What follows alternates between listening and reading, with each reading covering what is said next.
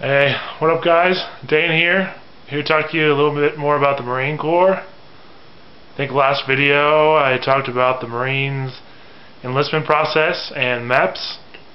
Now I want to talk a little bit more about the delayed entry program, or the DEP as we call it. Once you get enlisted, once you sign the contract and go to MEPS and everything like I explained in the last video, you guys will be DEP'd in. You'll be going into the delayed entry program for up to a year, depending on if you're still in high school or whenever your ship date is. You're going to be in the delayed entry program until that day. So first time you go to a pool function, which is usually, for us it's like every Wednesday. First time you go to a pool function, they'll probably give you an IST just to see where you are. If you don't know what that is, an IST is an initial strength test, and it consists of three things: pull-ups, no time limit; crunches, 2-minute time limit; and a 1.5 mile run with a time limit. If you're a girl, you have to run the 1.5 miles in 15 minutes or less, I believe. If you're a guy, it's within 13 minutes and 30 seconds or less. So yeah, make sure you get on that. You probably, just do your best the first time. No one really expects you to pass it for your first time. I didn't pass the initial strength test until like a month into the delayed entry program. But a couple tips: pull-ups. You can do pull-ups whichever way you want, as long as you don't touch the ground once you start. But they have to be dead hang pull-ups. So your arms have to be completely locked out when you're on the bar. But you can do them overhand or underhand, it doesn't really matter. Also, let's see. I guess with pull-ups, just do as many as you can. I believe you have to do 2 pull-ups to pass that portion of it. And then when you get to the sit-ups portion of it, or the crunches portion of it, somebody will hold down your legs and count for you, and they'll teach you how to do pull-ups. They'll teach you how to do crunches the right way. But crunches, I think you have to do 44 in 2 minutes. Once you pass IST for the first time, they just want to see where you're at physically, so they can give you a workout plan, or just have you work out with the rest of the group. So once you get into that, it's pretty easy. You just work out with the pool a lot, and it's really fun. So some of the activities in the delayed entry program, usually you have a pool function weekly. It's usually late afternoons. Your recruiter will tell you all about it. And then usually recruiting offices have like a group pool function, a lot of times with other recruiting offices. Sometimes not, sometimes they are, and they'll have like a big one once a month. For us, it's the second Saturday of every month that we do it. And like every week when we meet, we'll just work out. We'll do a quick workout, or we'll do some relays, we'll do some exercises, we'll go for a run, whatever, or we'll do the IST like we do usually every other week. But on Saturdays when we go, we do fun stuff, like we'll go for a hike. I live in Colorado, so we'll go hike a mountain or something. Or one of the ones we did was we ran the stairs at Red Rocks Amphitheater, so that was really fun. One thing that I haven't personally been a part of is like a mini boot camp. I think they do that in the spring, and I'm going to be gone in the spring when they have it. But they have a mini boot camp, and basically you go down to, for us it's Buckley Air Force Base. For others it might be other bases, or it might just be not a base at all. It might just be at a recruiting office.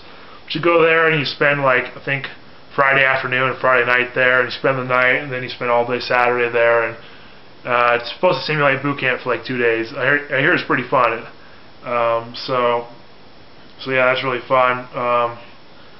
couple tips on pull-ups.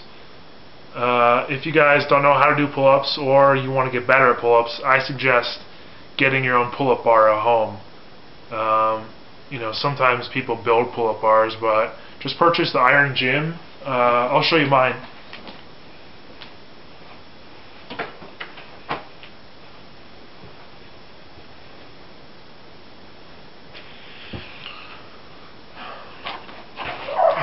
Alright, I don't know if you can really see.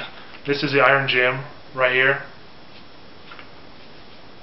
Multi-functional pull-up bar that you can hold, or that you can put on your door frame and do pull-ups. I recommend this because it's only like 20 or 30 bucks, I think, and it's really useful for just about anything. You can do push-ups, you can do dips, you can put it in the doorway and do crunches, so you can really get a full body workout in. But that's what I use. That's what a lot of other guys in my delayed entry program use. So definitely recommend getting that, and just work on pull-ups every day, because it's something that you're going to have to get used to. So work on pull-ups as often as you can. Work on sit-ups too a lot, and work on running. Obviously work on running. They run all the time at pool functions, so you'll get pretty good at that. I couldn't run. I couldn't pass the IST, which is the 1.5 miles.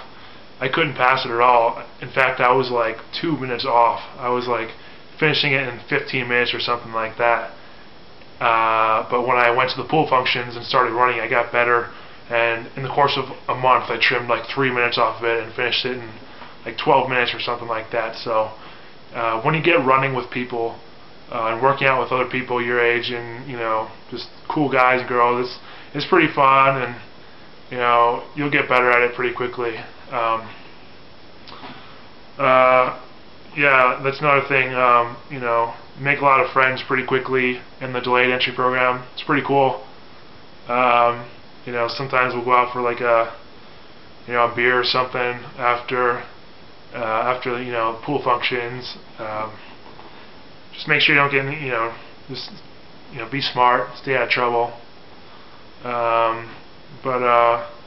that's pretty much the delayed entry program.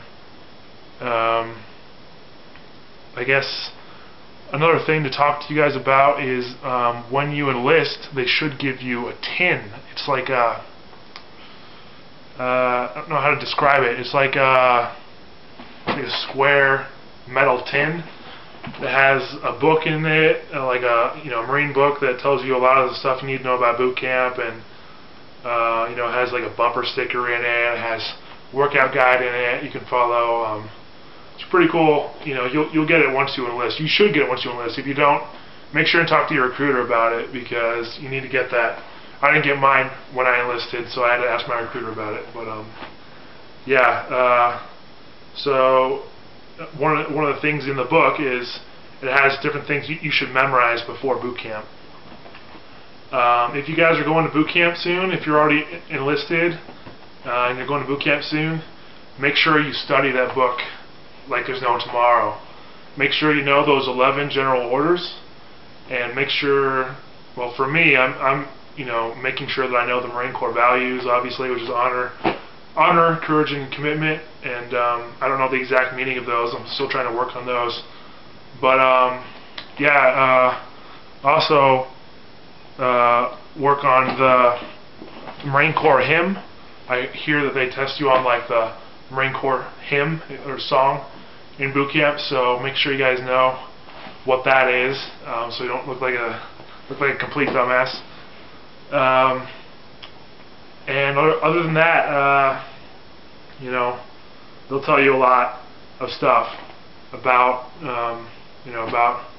about boot camp and what you bring to boot camp and things like that. Let's see here. If you guys want to get rank advancements while you're in boot camp, or even before you get to boot camp, there's a couple different ways you can do it. What I'm talking about is, instead of graduating as a private, you can graduate as a private first class or a lance corporal. I heard of somebody even graduating as a corporal once. Of course, that was 40 years ago, so they may have changed the rank systems then. but private is the first rank out of boot camp that most people get.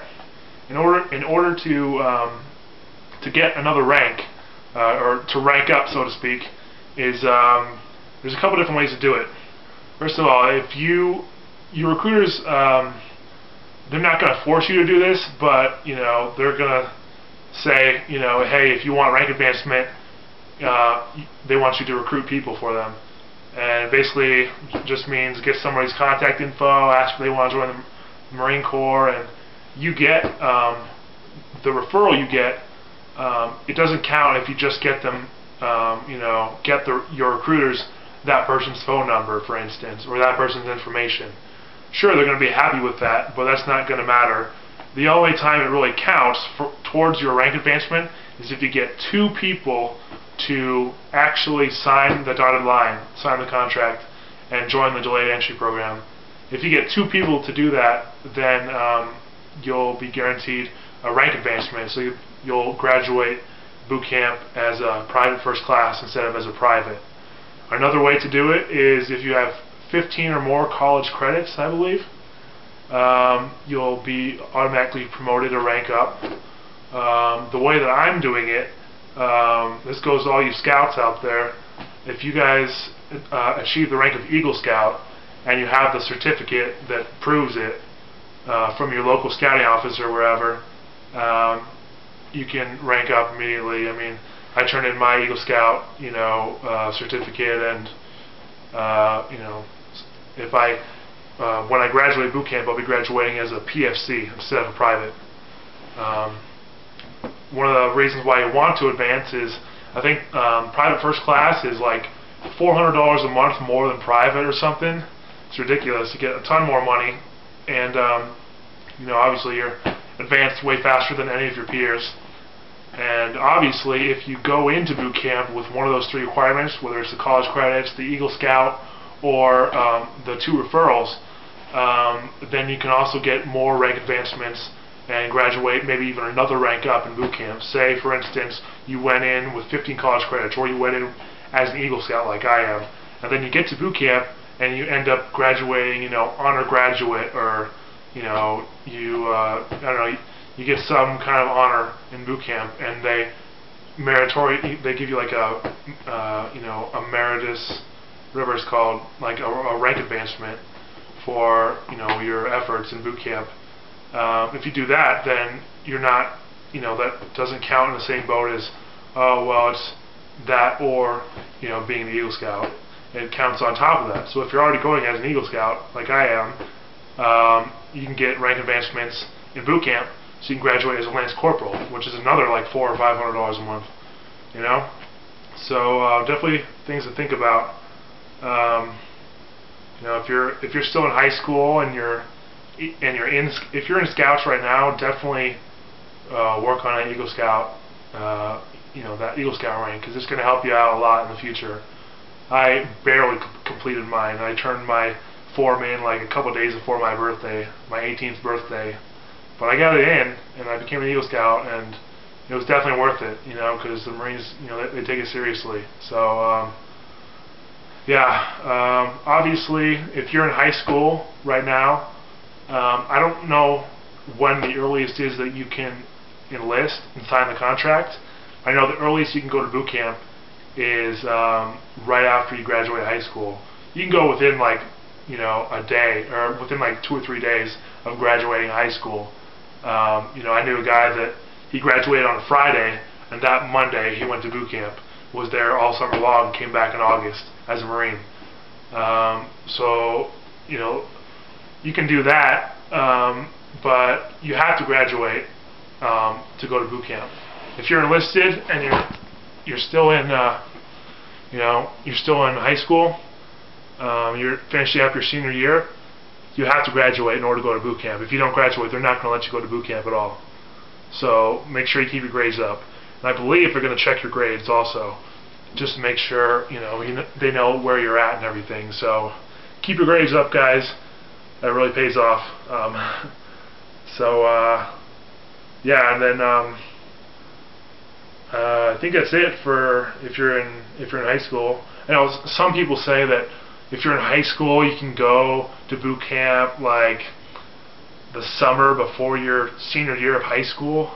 Well, that's bullcrap. I don't know who does that. I think I heard of 1 or 2 guys doing that in like the National Guard, but they don't do that with the Marine Corps. So you know, you're gonna go only after you've completed high school. But you know, obviously, if you guys have any questions, just get in contact with the recruiter. Like I said in the last video, go to like marines.com, I think it is, and there'll be a button that says, you know, contact a recruiter, and you know, just when I clicked on it, it like searched the map and said, okay, pick your state, now pick your city. Oh, there's a recruiter right near you. So it's pretty easy.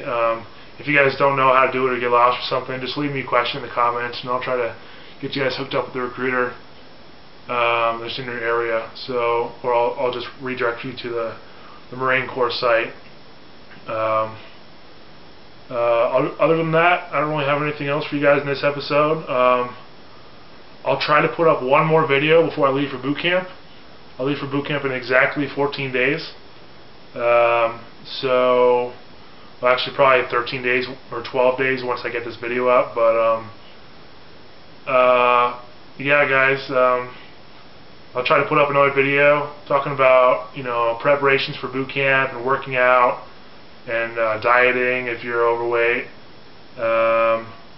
But yeah, until then, if you guys have any questions, just leave them in the comments, and I'll talk to you guys next time. Alright, peace.